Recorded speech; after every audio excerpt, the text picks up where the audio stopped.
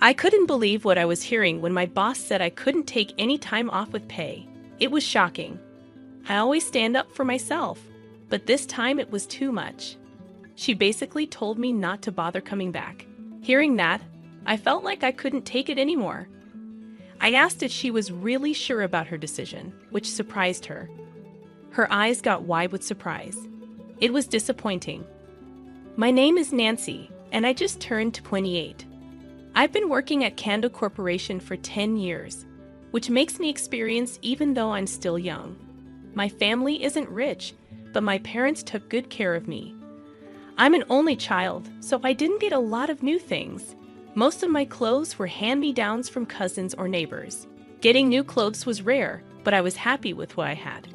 I have lots of love from my neighbors and relatives. I have great memories of going on picnics with my parents on weekends. Even though I didn't have much growing up, I'm still close with my cousins, and we talk often. I had a lot of love around me as I grew up. In 12th grade, I was the student council president and had good grades. My teacher thought I should go to college, but I didn't want to. I wanted to work for the government. My parents wanted me to choose a different job, but I went ahead and became a government worker despite their advice. I wanted to help my parents with money as soon as I could. But then my dad got very sick and passed away before I could do much for him. So I started taking care of my mom instead. We lived together and kept busy with everyday life. Time went by quickly, and I learned a lot while working. After 5 years, I became well respected at my job and lived comfortably. I was in charge of training new people and sometimes did important tasks for my boss. Plus, I got good bonuses, which let me give my parents $600 every month. In my free time, I enjoyed going on trips with friends, coworkers, and my boyfriend. Then, our boss changed, and the new boss was a woman who happened to be the president's daughter. People said she didn't work hard because she relied on her dad's money. The president wanted her to learn some important lessons about life, so he gave her a big job. Only the president and I knew about his plan. Many people in the company didn't think she deserved the job because they thought she only got it because of her dad. The work atmosphere was getting more and more tense, and it was starting to feel suffocating. And then trouble found its way to me. It happened when I made a cup of hot coffee for the new boss. "What's this?" "Are you trying to make me mad?" "I made it just like you asked." She gave me an angry look and threw the hot coffee towards me. "Ow, why did you do that?" I couldn't dodge it, so I held my right arm, which got hit by the coffee, and stared back at her.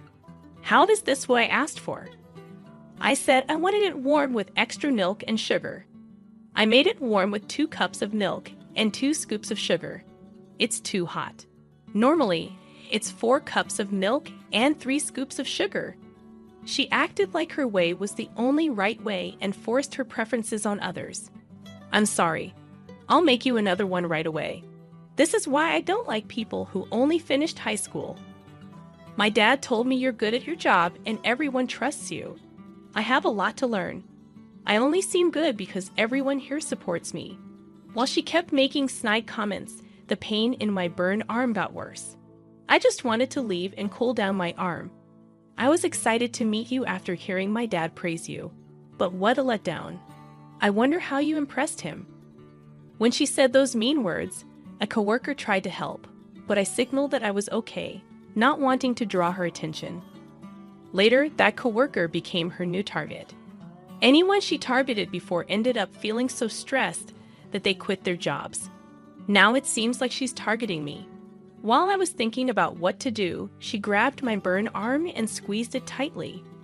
"You're brave to ignore me, but don't think you'll get away with it." I winced in pain. After seeing my reaction, she let go of my arm and told me to make coffee again. I made an excuse and rushed to the kitchen to cool down my arm. It was awful. After work, I went to see a skin doctor and got some medicine, but my arm didn't fully heal and left a mark. So I dressed in a way that hid it, so others wouldn't worry. Since that day, she started bothering me even more. "What's wrong with this paper? It's full of mistakes. Take your job seriously." "What mistakes are there?" I asked, trying to figure out her mood. She threw the paper at me. There can't be any mistakes. I checked it. And it's annoying to be criticized with a red pen. I sighed at her childish behavior. Honestly, this paper needs to be fixed because it's not good enough. You came here without knowing much. Please admit the mistakes and learn. I tried teaching her like I did with other new workers, but her pride got in the way. Don't argue. Just do your job. I'm the boss, so I don't have to do this. And this is what the president wants. You're trying too hard to impress my dad, right? You came from a family without a dad, didn't you? I was surprised she brought up my family. Plus, we never talked about this before. You only have your mom now, right? Your dad worked hard in a poor family, got sick, and wasn't rewarded. Let's not talk about personal stuff at work. I just wanted to chat a bit. You're so boring. I couldn't hide my annoyance when she made fun of my parents. You're getting mad, huh? That's funny. My parents are amazing. You, who know nothing, can't say anything. She quickly replied when she heard my voice change. So, that's how you really are, huh? Is it okay to treat the president's daughter like this? Maybe I'll tell my dad how you've been treating me badly. Do as you please. Fix the test paper and hand it in today. I'm going to make sure you leave this place. As I walked away from her, she whispered something to me, but I ignored her and went back to my desk. After that, she kept being sarcastic. But I managed to teach her some basic stuff, although it was a long process. It included simple things like using the computer and different types of documents. During my break, I sat on the rooftop bench, sipping coffee to relax my tired body and thinking about my future. Suddenly, my phone rang with an unknown number. Hello, is this Nancy? This is Savview Hospital. Your mom was brought in urgently, and she's in critical condition. Can you come right away? My mind went blank, and I couldn't remember much after that. I left a note on her desk saying I was leaving early and rushed to the hospital in a taxi. At the hospital, I explained the situation, and a nurse took me to see my mom. Mom, this can't be happening. There she was, looking peaceful as she slept. The doctor said she had collapsed at work. When she got to the hospital, it was touch and go. My mom's heart wasn't strong since my dad passed away, and the stress might have affected her. I cried and hugged her tightly for a while. After bringing my mom home, I called the manager to ask for my first paid leave ever. I'm sorry for leaving early today. My mom just passed away. Can I take about a week off for the funeral and everything? Oh, that's why you left early when I wasn't here. It was an emergency with your mom. Her cold tone hurt, especially at such a sad time. I won't approve any paid leave for you. I couldn't believe it. In all the 10 years I've worked here, I've never taken a single day off with pay. Wait, what? I've done a lot for this company. Shouldn't I be allowed to take time off with pay to say goodbye to my mom? You always challenge me. You don't need to come back. When she said that, I couldn't take it anymore. Are you sure about that? I'll take you up on your offer. She kept talking, but I hung up without thinking twice. The funeral went well. I didn't just sit and cry. I kept busy with tasks and sent thank you notes to everyone who helped. It helped distract me for a while. She tried calling me many times, but I didn't answer. Later, the president called me, so I went to the office. After 2 weeks, I went straight to the president's office. On the way, 2 coworkers comforted me. Sorry, I need to see the president first. Their kindness made me feel a bit better. It's Nancy. Can I come in? I asked when I knocked on the door. They let me in right away. Hey, it's been a while. Heard you've been gone for 2 weeks. That's not like you. I'm sorry. Let me explain. I told him everything, not hiding how his daughter treated us. It must have been hard for him to hear negative things about his own daughter, but he listened to me. I'm sorry for my daughter's behavior. To be honest, my wife and I spoiled her, and this is the result. It's okay. I think my parents might have felt the same way as parents. The president smiled kindly at me. Nancy, you're really amazing. My daughter's behavior was my mistake. I've talked to the people who quit in the past 2 weeks. I can't apologize enough for that. This was the first time I'd seen the president look so troubled. Since you stopped coming to the department where my daughter works, things have been a mess. The other day, the whole team even protested together. Really? I didn't know it got that bad. So, what's your plan? The president looked sad for a moment, but then he returned to his usual self. I need your help. When I looked into his serious eyes, I decided to help. Okay, I'm happy to help. And that's when actions were taken against her. Hey, when are you coming back to work? The frustrated manager finally contacted me. But didn't you tell me not to come? Stop that. Everything's a mess here. Come to the office now. I reluctantly changed and went to work. But when I got there, nobody was around. It was weirdly quiet, like a weekend. Isn't it a weekday? This feels strange. While I was alone in the office, I heard yelling and things being thrown from my department.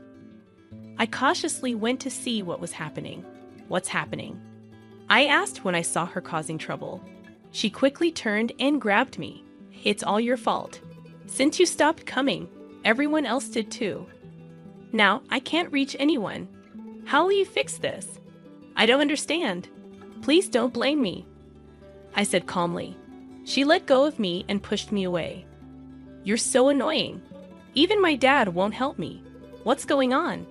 How long has it been since everyone stopped coming? Just half a day. I've been answering calls, which I never do, and I don't know what to do anymore. She looked tired and messy. Her hair was a mess, and her nail polish was chipped. She must have hung her jacket somewhere. There were angry phrases written on it. When I saw her, who always acted like she was in charge, looking so upset, I couldn't help but laugh. Serves you right. What'd you say? This is your fault. What did you think would happen? Nobody follows someone who just throws their power around without real skills. As I stood my ground, she came closer, getting red in the face. Say that again. Do you want to get kicked out of the company? Well, I'd like to stay if you leave. Then you're fired? I'll take over this company. That's too bad for you. She had a strange smile and looked proud. I just said, okay, thanks for everything, even if it was short. She looked surprised. You know you're fired, right? Yes, I do. I'll pack my things. I walked carefully to my desk, avoiding the papers on the floor, and started packing. Wait, are you really quitting? Yes, why? I tilted my head. She seemed less confident now, almost desperate. Shouldn't you finish today's work at least? Her confidence was gone, and she looked worried. Did you know it's against the law to deny paid leave without a good reason? It's the law. She looked pale. She was clearly upset. But I kept going. We're all human. I understand we might not get along, but that doesn't mean you can treat people badly. You're not fit to be a manager. I wonder what your parents are like. Who do you think you are? Insulting my parents? You won't get away with this. Well, you insulted mine too, so you're not getting off easy either. She was angry but tried to act tough. We're nothing alike. You're terrible. You said the same about those who left. You treated them badly too.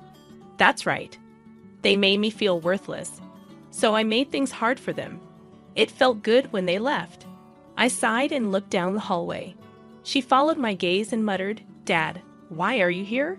The president walked in and went straight to her father. There's been a misunderstanding.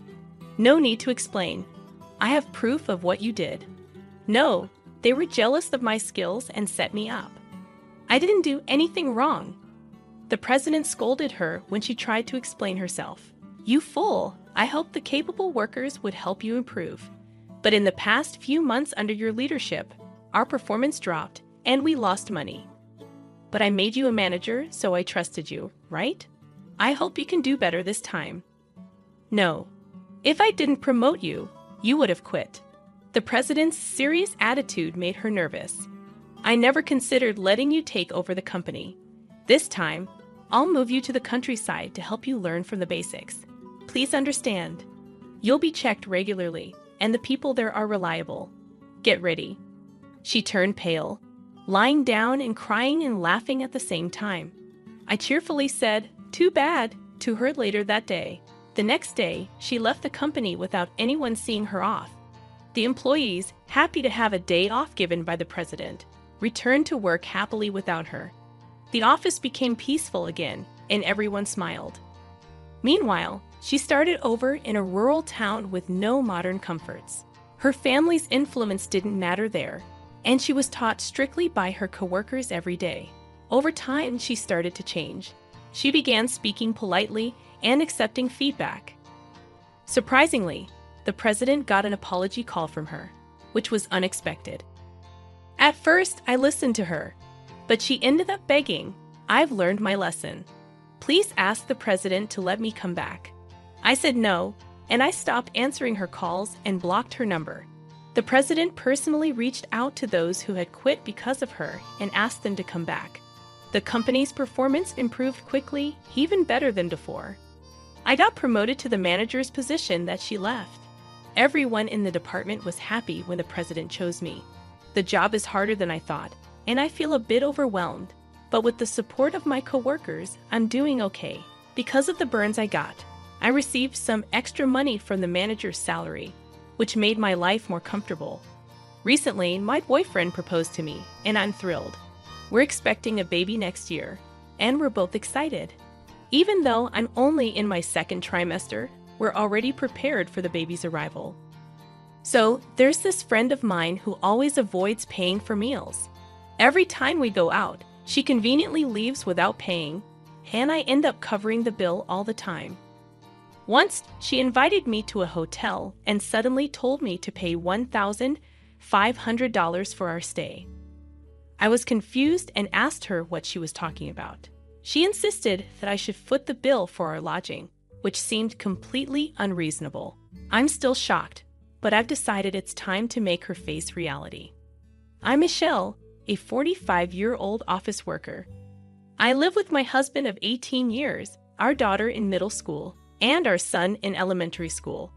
Since both my husband and I work, we share household chores. Whoever has some free time does the dishes, and we work together to manage our daily lives. My husband is really involved with our kids, driving our daughter to sports activities and playing catch with our son. He's an awesome dad, and I feel fortunate to spend time with such a caring husband and adorable children. One day, someone disrupted my peaceful routine.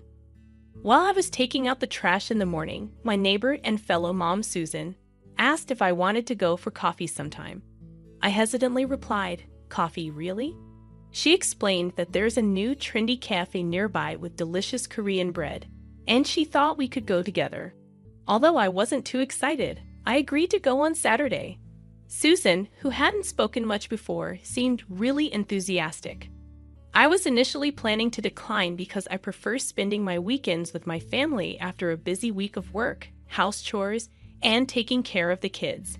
However, Susan knew my children's schedules and mentioned that on Saturday, my daughter has sports and my son has plans with friends.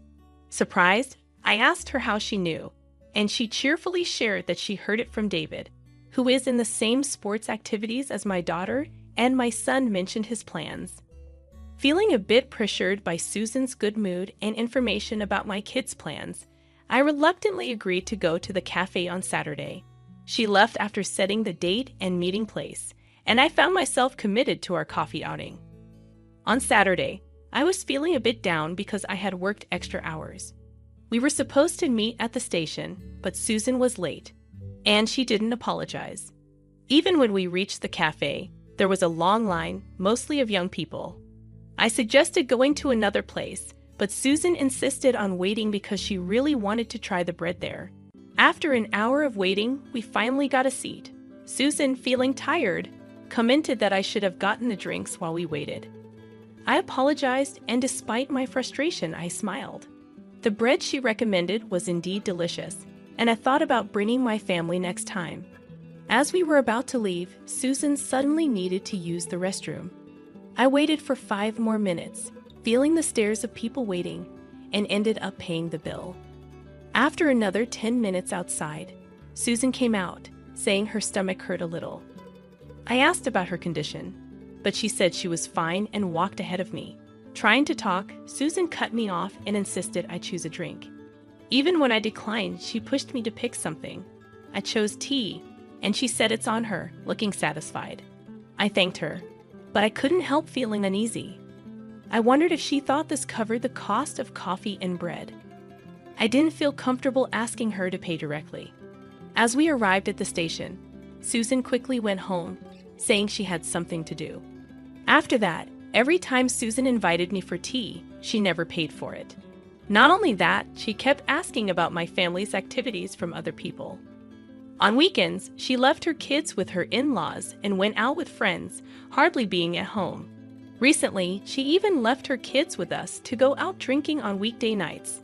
She checked when we would be home, brought her child before dinner, and said, "Take care of my child too." The kid enjoyed eating with us, but it was a burden for the adults. I asked if her husband was home, and she mentioned he's often on business trips. I wish she would at least contribute to the cost of food, considering we already have 2 grown children. But Susan just said, "It doesn't make much difference with just 2 more and left." Any homemaker would understand the financial strain.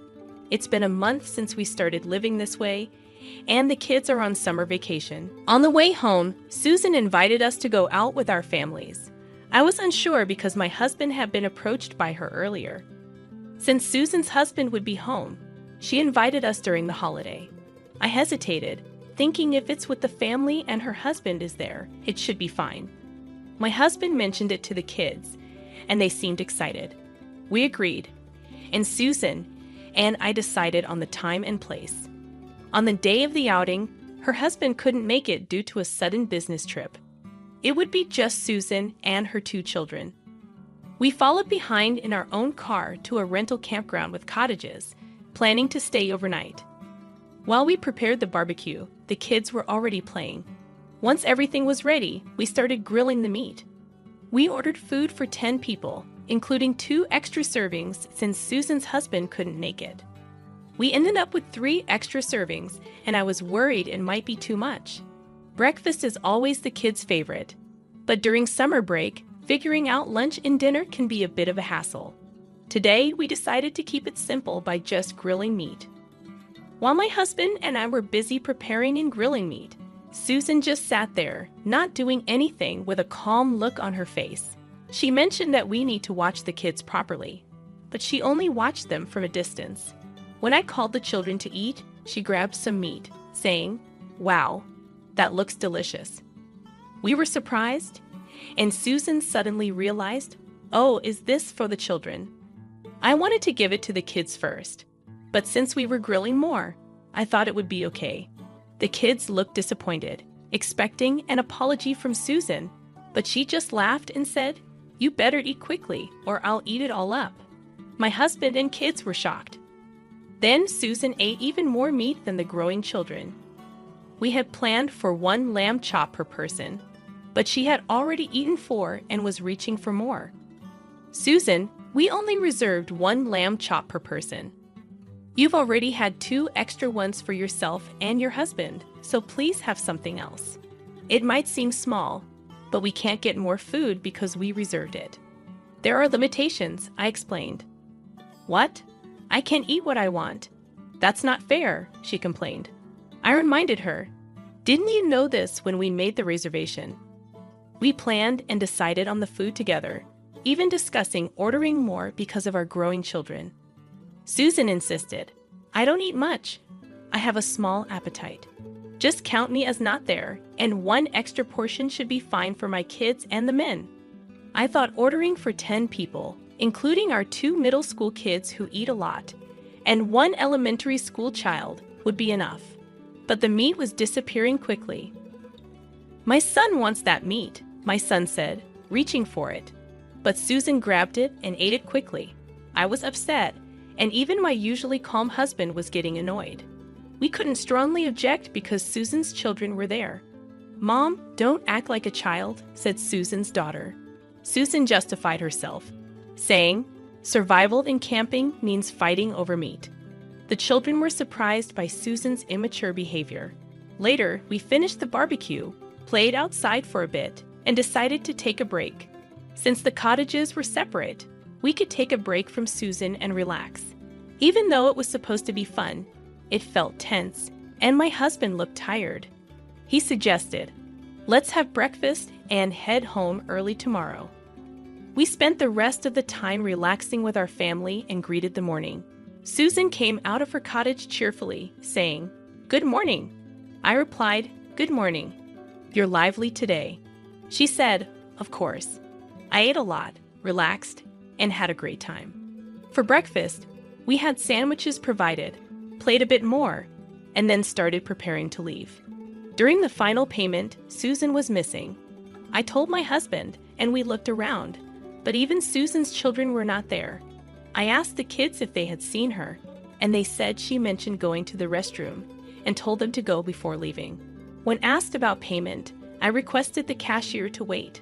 After waiting for 10 more minutes, Susan hadn't returned. I went to check the restroom, but Susan and her kids were gone, and her car, which was supposed to be parked nearby, was missing too.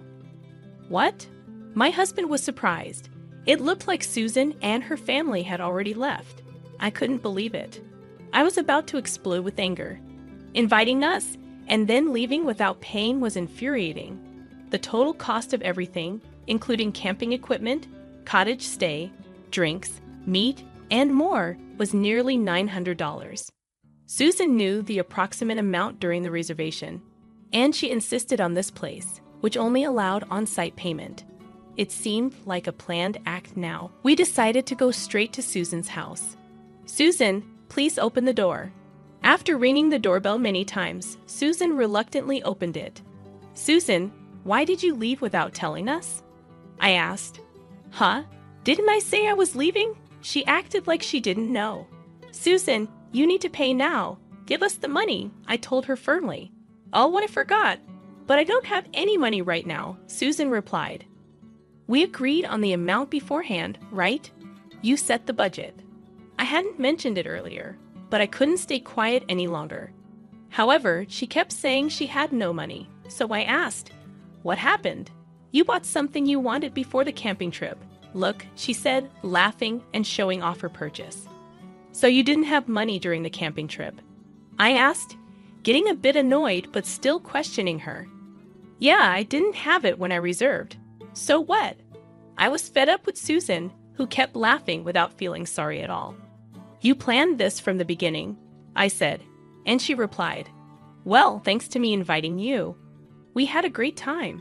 It's a win-win situation, isn't it?" So I confirmed one last time. "So you don't plan to pay? You're so persistent. It's embarrassing.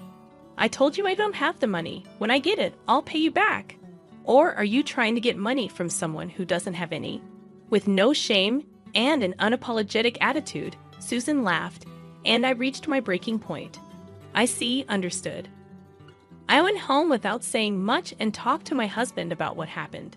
Time passed, and Susan suggested, "Michelle, there's a tasty restaurant nearby.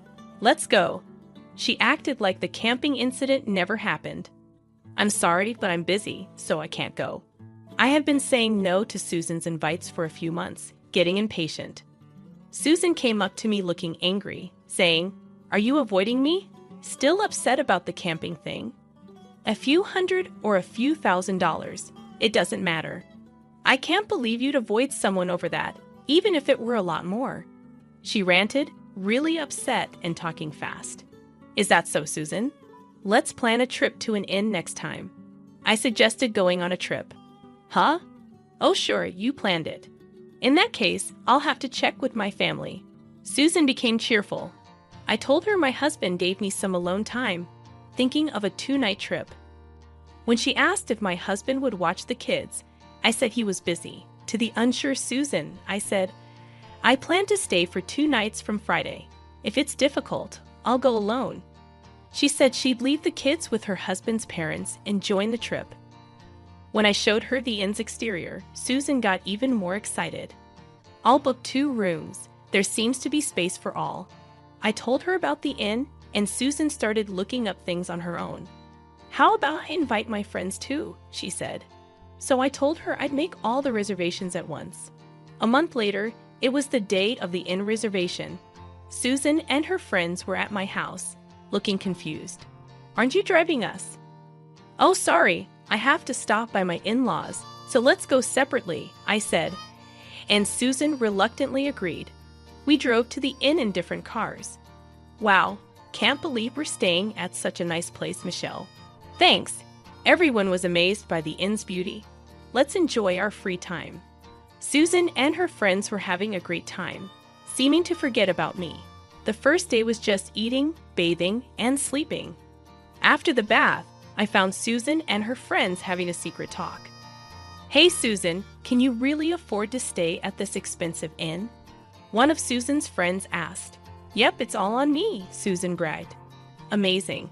It's over $1,000 per person per night. So generous. Then I'll turn off notifications for texts and calls and enjoy this dream world until we leave. Susan said she'd pay for everyone's stay, and everyone got excited. The next morning, they went to the spa for massages and had a meaningful time relaxing. I tried texting Susan, but she didn't read or reply. Even at night, it seemed she was having a good time. Hello, Michelle. It's morning already, cheerful Susan called. Ah, yes, that's right, I replied, wondering why I was stating the obvious. You overslept, so it's your fault, right? We're going home first, so pay $155,000. Susan said something totally unexpected. Huh, oversleep. $155,000? What are you talking about? I didn't understand what she meant. The person who comes last usually pays, right? Susan said. So I said, yeah, but I'm already home. Didn't you see my text? I had messaged Susan that I was going home. Oh, I wouldn't be looking at my phone in such an amazing place. I explained the situation to Susan. I went home on the second night because my mother-in-law wasn't feeling well. Originally, I was just picking up the kids and my husband, who were playing. But since my mother-in-law wasn't well, I left early. Why didn't you say something? Susan was angry. I told her my husband contacted me late, so I texted her. She asked about the bill, thinking I was avoiding paying my share. I reassured her, don't worry, I already paid. All right, that's fine then. We just have to return the keys at the front desk and go home, Susan said, her tone calming down. Well, yes, since it's on-site payment, stop by the front desk. My part has been deducted. If the front desk did everything right, there shouldn't be a problem, I explained. You didn't pay, right? Susan asked again. No, I paid my part before leaving, so it's okay, I replied. However, Susan's next words made me uneasy. What about our part? With this question, I was sure Susan intended to make me pay. Please pay for yourselves. I heard after the bath that Susan, you were going to pay for your friends, right?